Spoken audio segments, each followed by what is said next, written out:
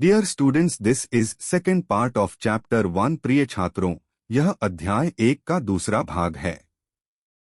Today will read chapter 1 topic A map and it's components. आज हम अध्याय 1 का टॉपिक मानचित्र और उसके घटक पढ़ेंगे। A map and it's components, मानचित्र और उसके घटक। फ्रॉम दिस सिंपल एग्जाम्पल, इस सरल उदाहरण से we understand that a map is a representation or a drawing of some area. It may be a small area, a village, a town, etc. A bigger area, say your district or state, or a very large area like India or even the whole world.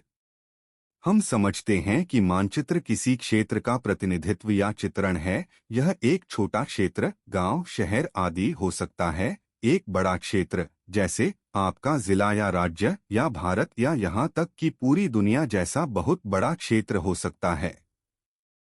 In a map you look at the surface as if you are viewing it from the top. मानचित्र में आप सतह को इस तरह देखते हैं जैसे कि आप इसे ऊपर से देख रहे हों।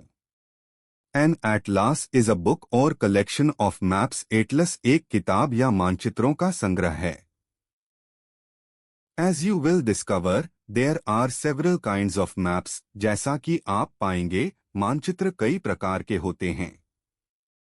Physical maps, which mainly show some natural features such as mountains, oceans and rivers, see and example in figure 5.2 in this textbook. भौतिक मानचित्र जो मुख्य रूप से कुछ प्राकृतिक विशेषताओं जैसे कि पहाड़, महासागर और नदियां दिखाते हैं। इस पाठ्य पुस्तक में चित्र 5.2 में एक उदाहरण देखें। Political maps, which show details of countries और states, boundaries, cities, etcetera. For instance, a map of India with all its states, union territories and their capitals. राजनीतिक मानचित्र जो देशों या राज्यों, सीमाओं, शहरों आदि का विवरण दिखाते हैं। उदाहरण के लिए भारत का मानचित्र जिसमें सभी राज्य, केंद्र शासित प्रदेश और उनकी राजधानियां हों। Thematic maps with a specific kind of information. Examples include figure 6.3 and figure 8.1 in this textbook. विषयगत मानचित्र जिसमें एक विशिष्ट प्रकार की जानकारी हो। उदाहरणों में इस पाठ्य पुस्तक में चित्र 6.3 और चित्र 8.1 शामिल हैं। In addition, there are 3 important components of maps: distance, direction and symbols. इसके अलावा मानचित्रों के 3 महत्वपूर्ण घटक हैं: दूरी, दिशा और प्रतीक। You have already experienced the first two while navigating the map in figure 8.1. Let us now define them more precisely. इसके अलावा मानचित्रों के 3 महत्व आप पहले 2 का अनुभव चित्र 1.1 में मानचित्र पर नेविगेट करते समय कर चुके हैं। आइए अब उन्हें अधिक सटीक रूप से परिभाषित करें। Have you ever wondered how a huge place can fit on a small piece of paper? क्या आपने कभी सोचा है कि एक विशाल स्थान कागज के एक छोटे टुकड़े पर कैसे समा सकता है?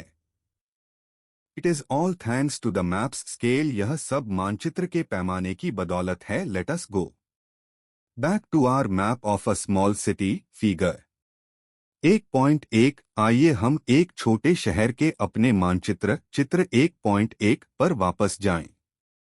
Each centimetre on the map as printed here represents a certain distance. On the ground, चित्र पर प्रत्येक सेंटीमीटर, जैसा कि यहाँ मुद्रित है, जमीन पर एक निश्चित दूरी का प्रतिनिधित्व करता है। Let us suppose it is 500 meters. We say that the scale is 1 centimetre 500 metre. मान लें कि यह 500 मीटर है। हम कहते हैं कि पैमाना 1 सेंटीमीटर 500 मीटर है। Now turn to the map of India in figure 5.2 in chapter 5 of this textbook. अब इस पाठ्य पुस्तक के अध्याय 5 में चित्र 5.2 में भारत के मानचित्र की ओर मुड़े। The scale is represented in the bottom left corner by a ruler with 500 written above its length and kilometre on the side पैमाने को नीचे बाएं कोने में एक रूलर द्वारा दर्शाया गया है जिसकी लंबाई के ऊपर 500 फीट और किनारे पर किमी लिखा हुआ है। It simply means that this ruler which measures 2.5 centimeters in the printed map corresponds to 500 kilometres on the ground. इसका सीधा सा मतलब है कि यह रूलर जो मुद्रित मानचित्र में 2.5 सेंटीमीटर मापता है जमीन पर 500 किलोमीटर के बराबर है। So the actual distance between 2 points represented on the map depends on the scale that the map is using. इसलिए मानचित्र पर दर्शाए गए दो बिंदुओं के बीच की वास्तविक दूरी मानचित्र में इस्तेमाल किए जा रहे पैमाने पर निर्भर करती है।